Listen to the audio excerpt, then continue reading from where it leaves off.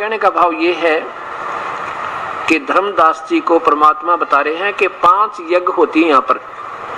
एक यज्ञ धर्म की, दूसरी यज्ञ ध्यान, तीसरी यज्ञ हवन की। जैसे यहाँ पर हवन चाहे तो लकड़ियों में घी डाल के उसमें हवन कर लो, क्योंकि लकड़ी ढेर सारी जलाने में उसमें कार्बन डाइऑक्साइड ज्यादा बनेगी, क्योंकि लकड़ी जलने से तो धुआं प्रदूषण होता है ज्यादा। बेशक वो चंदन की भी क्यों ना हो, उनकी महक से कोई लाभ नहीं, वो तो महक चंदन वैसे भी दे रहा है, ना फूकेंगे तो भी महक आती है।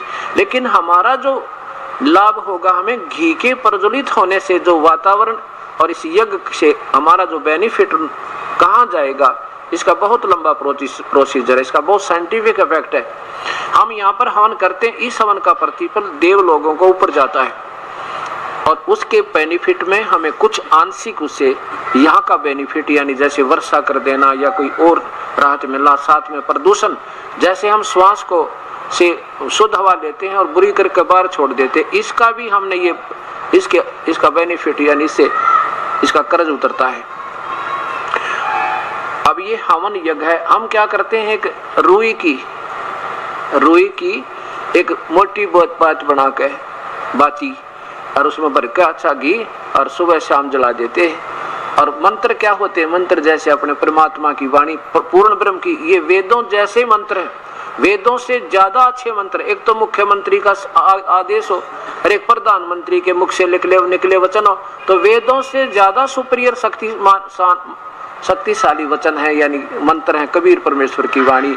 और फिर उसके बाद उनके सेकंड नंबर पे उन्हीं के दर्शन के उपरांत ये 5-6 महापुरुषों की वाणी, जैसे आदरणीय गरीबदास जी की, आदरणीय धर्मदास जी की, आदरणीय श्री गुरु नानक देव जी की, आदरणीय दादू जी की वाणी।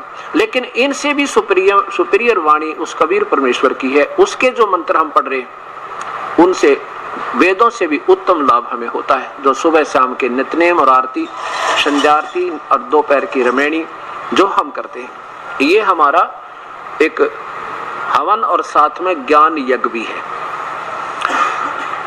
अब ये और 5वीं यज्ञ है ज्ञान की। एक यज्ञ है धर्म की, दूसरी यज्ञ ध्यान, तीसरी यज्ञ हवन की, चौथी यज्ञ प्रणाम, दंडवत प्रणाम। ये भी एक यज्ञ का काम करे। दंडवत प्रणाम करना आम बात नहीं है, ये तो वो पुण्यात्मा करेगी जिसमें भक्ति का अंश बकाया है, और जिनके अंदर भक्ति अंश नहीं है वो झुक नहीं सकते, क्योंकि उनमें वो कीमत अभी बनी नहीं। जैसे सरसों होती है, सरसों, और वो सरसों जब तक उसकी फली आ जाती है, लेकिन फली में सरसों के दाने नहीं बनते, तब तक वो फली ऐसे खड़ी रहती है आकड़ के। और क्योंकि उसमें कच्चे दाने हैं, ना खल बने ना तेल, योज किससे काम नहीं हुआ, इसलिए उसमें आकड़ है, क्योंकि उसमें वह कीमत नहीं जो उसने झुका दे। और धीरे धीरे वो परिपक्व जब हो जाती है तो ऐसे लटक जाती है, जमीन को छूने को हो जाती है, उसके बस की बात नहीं।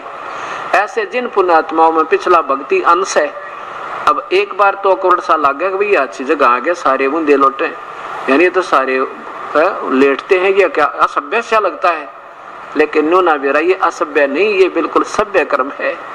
असभ्य तो जब होगा जब गधे बन जाएंगे, सारी उम्र दंडवत करना, पेट का बल चलना, 2.5 मन का बोरा, 1 मिनट की फुर्सत ना चौकर दे जुलूस निकले। तो हम अपने भगवान के चरणों में चाहे कुछ भी हो हमारा, जैसे बदरंग मार जाए किसी ने, कितना अंडी पा के रहो, मक्खी मुंह में बढ़े और निकले, बता के अभिमान इस माटी का। इस मिट्टी को मिट्टी समझ के भगवान के चरणों में लगाए रखेंगे तो ये राजी होगा, ये प्रसन्न होगा। आदिनी के पास है ये पूर्ण ब्रह्म दयाल, और मान बढ़ाई मारियो बेअद विसर काल। इस प्रकार हम 5 यज्ञ करते हैं। और बहुत से भक्त आत्मा ने हो गया, हम तो एक हवन यज्ञ करते हैं, बस हवन यज्ञ करते हैं और उसी से बेड़ा पार हो जाएगा। मंत्र पढ़ते हैं वेदों के, बस दैट्स ऑल। और गायत्री का जाप करते हैं, ओम भूर्भुवः स्वः तत्सवितुर्वरेण्यम। भाई देखो ठीक है, ये गायत्री जो है 4 वेदों में से 2-2 शब्द निकाल रखे, 4 वेदों में थे, कहीं की ईंट कहीं का रोड़ा, और ऐसे बना के चलो। इसकी स्तुति से क्या लाभ होगा? केवल स्तुति, जैसे हम बिजली के गुण गावें, तो क्योंकि उसमें इस गायत्री मंत्र में क्या है परमात्मा तू बड़ा तेजो में है, तू सर्वशक्तिमान है, तू ऐसा कर देता है, तू ऐसा कर देता। ये तो गुण है भगवान में, ये तो है, चाहे रोज गा लो और ना गाओ। जैसे बिजली के गुण गावे, इसका संस्कृत में बना ले, चाहे कोई हिंदी में या कोई इंग्लिश में या कोई पंजाबी में, किसी भाषा में उसके महिमा का गुणगान बना ले, कोई गीत राग बना ले, कोई दिक्कत नहीं।